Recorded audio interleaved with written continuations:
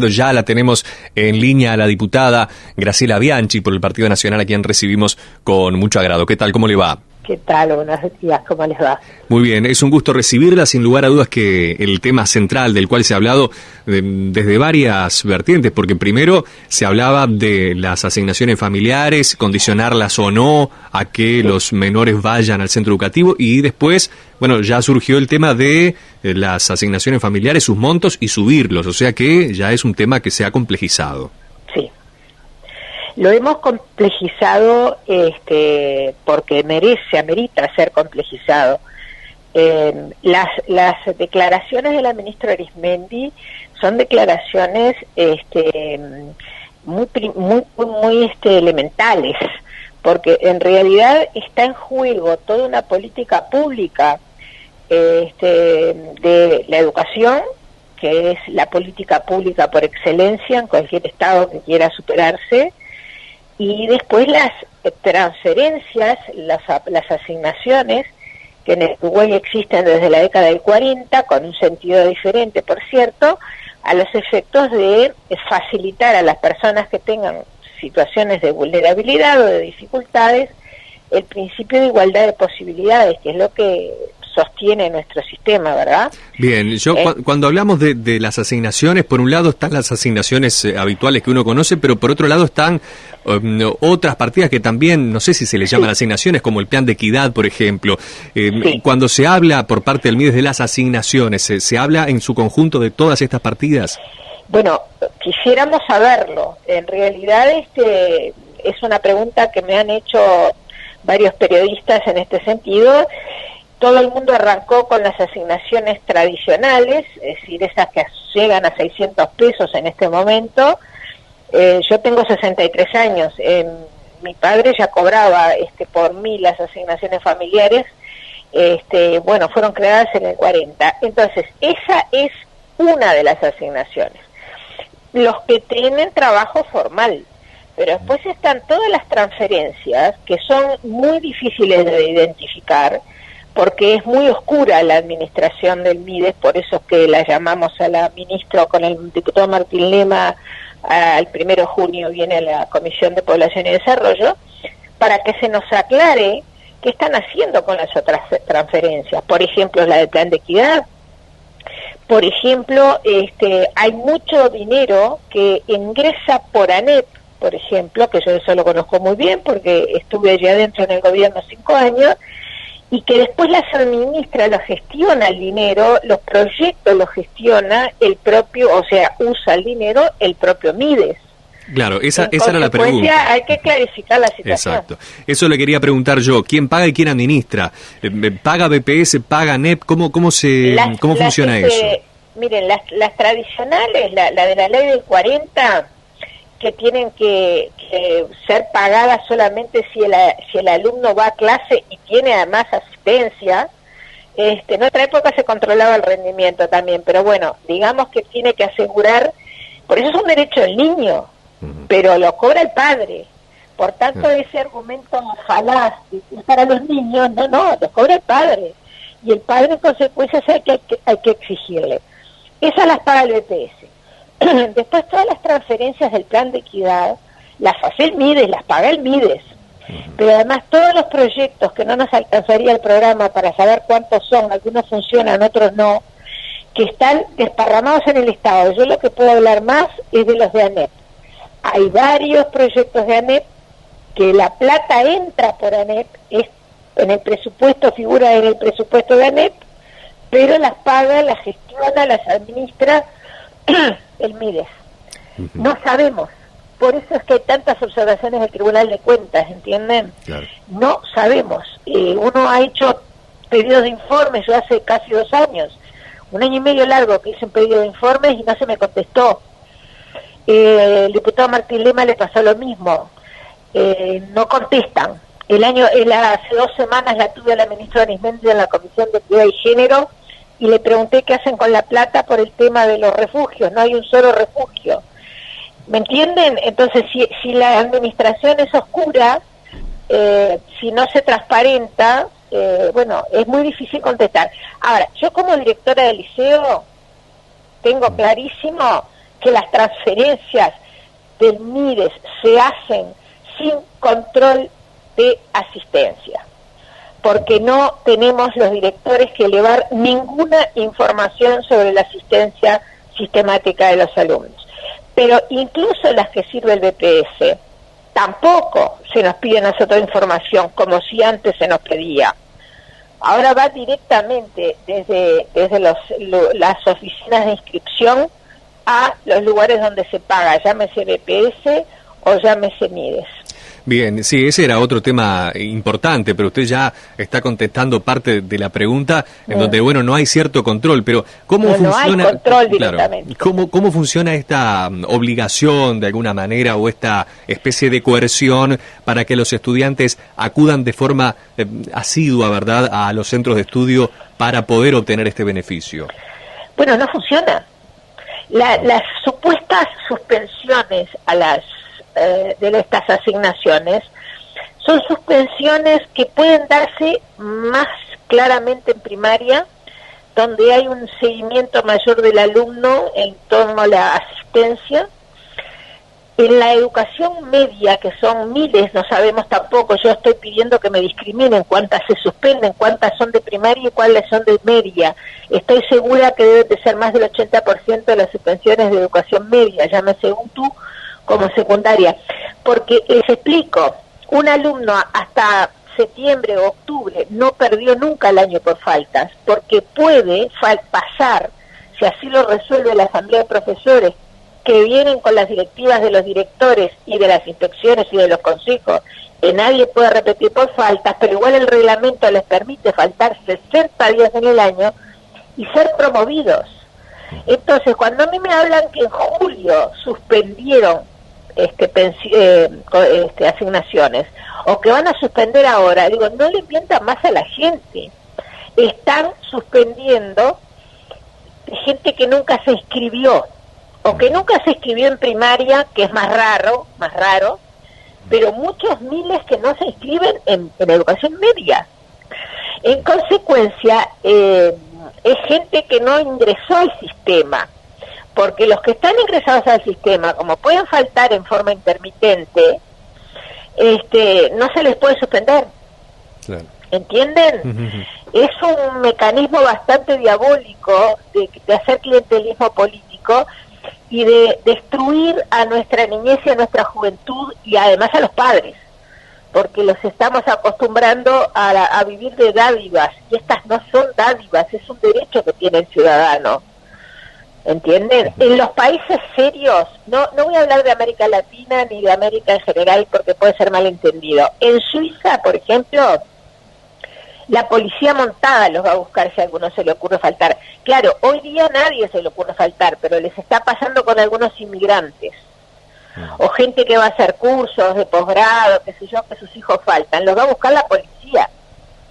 En Estados Unidos hay penas de prisión a los padres que no mandan a sus hijos al colegio.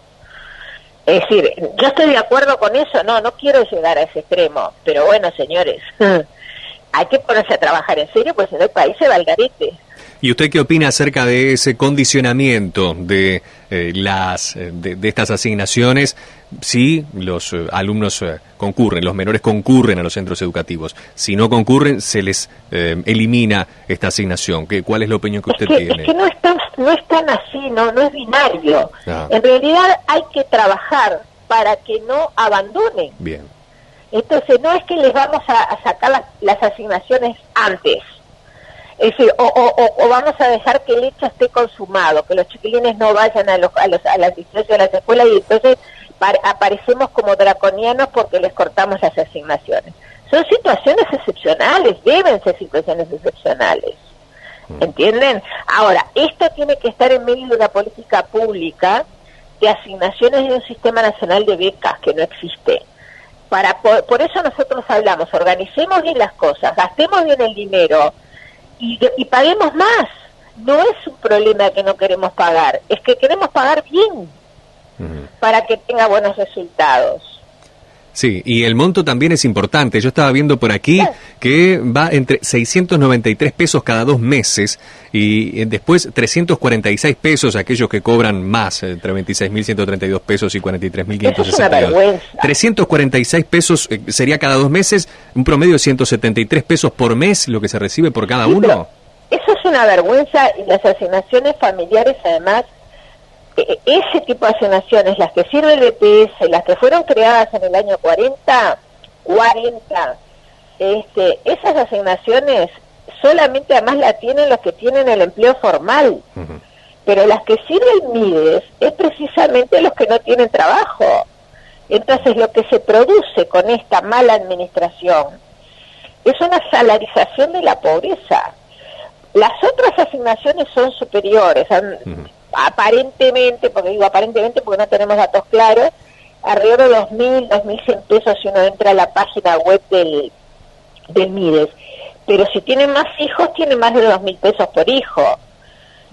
Ahora, no hay control de nada. Entonces, la masa de dinero, que es enorme, si sumamos todo, y ni les digo el Fondo de Solidaridad, las becas que da el Ministerio de Transporte, un montón de dispersión de dinero, si nosotros organizamos bien, vamos a poder pagar asignaciones mejores. Obvio que vamos a exigir la contraprestación.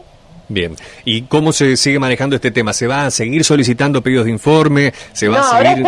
Ahora ya llamamos a la ministra, pues yo por segunda vez, junto ahora con Martín Lema, antes la llamé sola, y veremos, si no nos responden, tendremos que hacer un llamado a sala.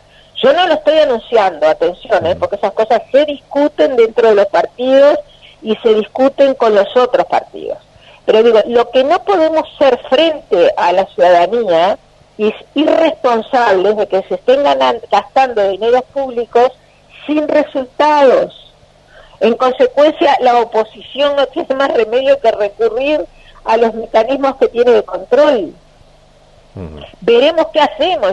Espero que la ministra conteste. No sé qué decirle, son inimputables. Hace 2 semanas en la Comisión de Equidad y Género, en mi propia cara me dijeron la ministra, la subsecretaria, la directora del Instituto de la Mujer, todo su séquito de mujeres que rodean a la ministra y a la subsecretaria, que no hay refugio para las mujeres por violencia de género, que tanto hablan. Solamente hay una casa de acogida circunstancial, o sea, la primaria, solo una en Montevideo, con 32 plazas. Bueno, por lo menos ahí logramos un dato concreto. Entonces, ¿qué hicieron con los cientos de millones de dólares que recibieron? Es decir, ¿se los pusieron en el bolsillo? Yo no puedo decir eso de ninguna manera, no soy un irresponsable, pero me van a tener que explicar qué hicieron. Y ahora lo mismo, ¿qué están haciendo con la plata de las transferencias? Uruguay estudia, Uruguay lee, Uruguay escribe, todos esos proyectos que están paralelos al sistema educativo que funciona muy mal y que recibe mucha plata, también gastan mucha plata sin control. Y eso entra por ANEP, pero los da el MIDES. Bien. ¿Entienden? Es complejo, es un sistema maquiavélico que fue creado y que lo vamos a tener que ir desarticulando sin perseguir a la gente ni perjudicar a la gente simultáneamente. Correcto. Otro tema que en realidad es de actualidad y tiene que ver con este accidente que hubo en el liceo número 2 de Artigas. Usted ya solicitó allí un pedido de informe, ¿verdad? Sí, una chica de informe, sí. La verdad que pensé un poco, porque al principio dije, ¿es ético, no es ético? Pero yo dirigí un bachillerato a 18 años. Los laboratorios son centros de mucho cuidado dentro de los liceos. Son aulas protegidas con profesores todo el día, ayudantes preparadores. Quien haya cursado educación en el Uruguay sabe que es así. En primer ciclo no hay laboratorios porque no están previstas clases prácticas. En consecuencia no se puede hacer manipulación de elementos peligrosos. En consecuencia quise saber y quiero saber, la semana que viene, los primeros días de junio va el Consejo de Secundaria, que fue citado por mí por otra cosa, pero ahora le vamos a preguntar por esto también, cómo que es un liceo de primer ciclo, porque es un liceo de primer ciclo, quiénes son estos que están dando estos clubes de ciencia, ¿Por qué no había nadie a cargo, ningún adulto a cargo? ¿En qué aula se hizo un experimento químico que no sea un laboratorio? Porque ya no tiene laboratorios. Entonces, a ver, los que dirigimos bachillerato sabemos que es muy delicado. Fíjense ustedes que el laboratorio de química se hacen experimentos con mecheros que están permanentemente prendidos, pero están los profesores preparadores, que están las 12 horas que el liceo permanece abierto, porque yo por lo pronto tenía nocturno. Hay gases con campanas especiales, porque se trabajan con productos que emiten gases y tienen que salir por campanas especiales, o sea, funcionan los laboratorios, y los directores que somos responsables, si hay alguna falla, cerramos el laboratorio y pedimos que lo vengan a arreglar. Sí, y supongo que con las medidas de seguridad también que requiere un laboratorio. Entonces, bueno, vamos a ver qué nos responden. Probablemente llegue antes de la respuesta por los primeros días de junio que va a ir el Consejo de Educación Secundaria por otro tema, pero que van a tener que tomar. Además, ¿qué es este club de ciencias? No sé. En otras épocas el INJU organizaba estos talleres de ciencia. No sé. Se desintegró el tejido institucional del Estado en muchas áreas. En la educación, en ANEP, en el CODICEN, es así. Se desintegró. En consecuencia, cualquiera hace lo que quiere, en lo que quiere, siempre que las autoridades quieran, porque autonomía de centro no hay, y respeto a la profesión del docente tampoco. Pero cualquier invento que ande por ahí, que uno pueda sacar en el diario y en la televisión, y después sacarse fotos y decir que todo es producto de la tecnología, el plan Ceibal y todo lo demás, viene bien. Ahora, estos son centros educativos y las autoridades educativas tenemos la tutela, de hecho, cuando los chicos están en los centros. Bien, es un tema más que interesante también, porque además se dio hoy y desconocíamos, seguramente porque hace muy poco que ocurrió. Fíjese que en un medio de prensa decía que había tenido quemaduras de un 40% en su cuerpo, y en otro que estoy viendo ahora dice un 18%, lo cual es totalmente diferente, ¿verdad? Entonces tampoco se sabía en qué circunstancias había ocurrido esto. Y salió la directora general, y parece una persona, Celsa Puente, que todo le resulta muy nimio, muy absolutamente sin importancia. Le preguntaron. Yo estaría realmente ya en el liceo investigando yo, la propia directora general. Bueno, vamos a ver qué fue lo que pasó. Parece que fuéramos todos tontos. Así fuera el 5% del cuerpo. Por supuesto. El problema es que uno no puede dejar la potencialidad de que se produzcan los accidentes. Sin duda. A ver, no es cuestión de porcentajes, de que obvio que es mucho mejor que sea el 18%. Claro. Pero no me parece que tenga que estar la discusión centrada en eso. Sin duda. Sino en crear las condiciones para que estas cosas no sucedan. Exactamente. Es la diferencia entre un hecho producto de la ineficacia, de la incapacidad de gestión, o un accidente. Un accidente puede suceder. Pero lo que se puede evitar no es un accidente.